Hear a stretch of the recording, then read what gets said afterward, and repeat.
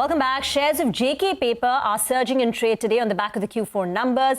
Revenue growth, though, was absolutely flat, practically flat on an annual and on a quarter-on-quarter basis. Their profits, the margins have contracted if you look at it on a year-on-year basis. We have with us AS Mehta, President and Director of JK Papers, to take a few questions. Mr. Mehta, in your press release, you say, and I quote, significant increase in raw material cost and lower realization across all categories have impacted performance during the quarter and the year as a whole.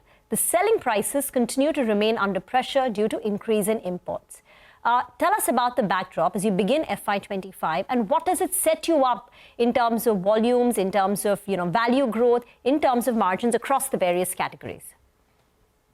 Thank you very much. In fact, when I was talking last quarter and last quarter results, also I said that 23-24 year is a challenging year.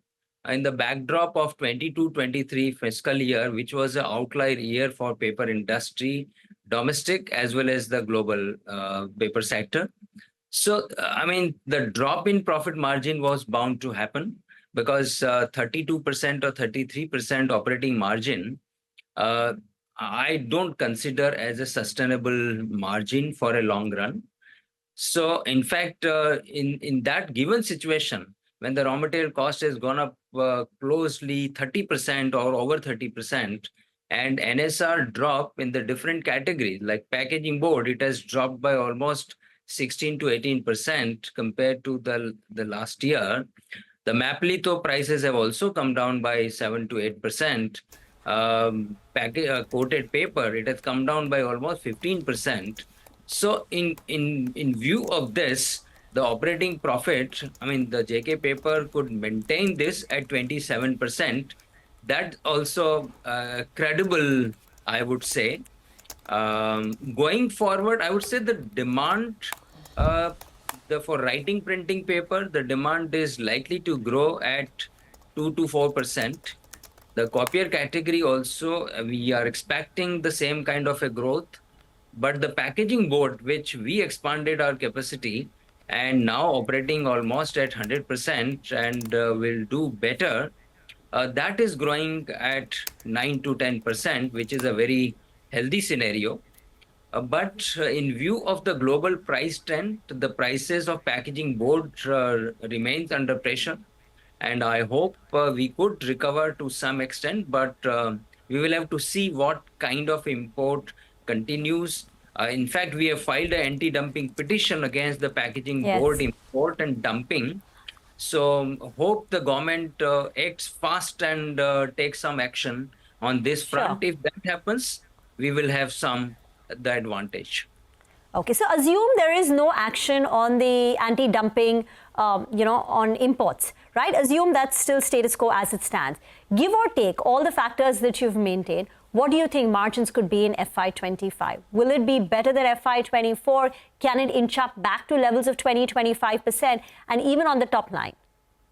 See, it's a very difficult question, I must say that, because the raw material scenario, I would think that it will continue to be the same, more or less, for the year 24-25, because the plantation, whatever we have done in last 2 years and current year 23-24, and also whatever we do in 24-25, that will give a result only after 2 years. So I am expecting 25-26, the raw material scenario would be shed better, and 26-27, it should be much better or back to normal. The prices, I would say that if the government does not take any action, only savior can be because the global pulp prices have already started moving. It has already touched $750.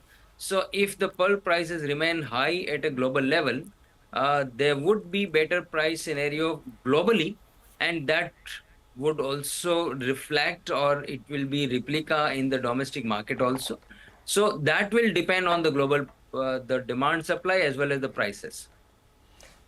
Mr. Mehta, good morning. Thanks a lot for joining in. I wanted to know what's causing this sluggishness in demand for the printing paper. You're saying that it's about to grow at only 2 to 4%, the printing paper. I'm just reading a report which is saying that India is likely to contribute almost 20% to the overall growth of paper demand globally. What's leading this demand sluggishness? Is it just the excessive imports, or there are other factors as well? No, when we are talking about the demand, it is not whether it is import or it is domestic. Demand is demand, whether it is met out of domestic production or an import. So the demand contraction, it is bound to happen because the digitalization and digitization, we factored this in our own demand projection, and in fact, it is bound to happen because Western world, writing, printing paper, the demand is degrowing by close to 15%. So when the Western world is degrowing, it is only Asia and Africa that it is growing. So the India, I would say that we should grow at 2 to 4%, depending on the year and depending on the category. Because like the year 24-25 and 25-26, the growth may be slightly better in view of the new education policy, printing and publication of the new textbooks, but that is going to be only a year or two. Thereafter, the growth would be 2 to 3%.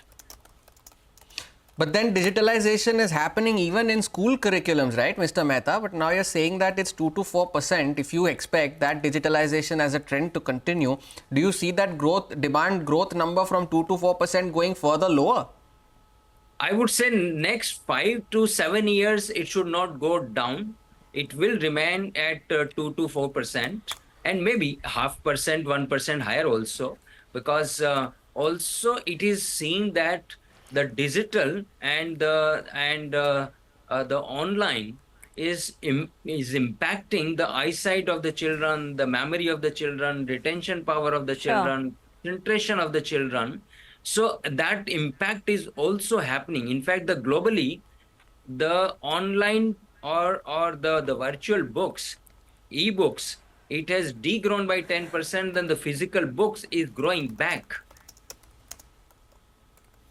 Mr. Mehta, thank you very much for joining in. As a mother of two, I can understand the cons of too much digitization on the kids. But thank you very much for joining in. In our next conversation, we'll talk about how you're planning to offset all this and the big strategy for the company, going forward. We will get into a break. On the other side, we'll discuss market technicals. Mitesh Thakkar joins in.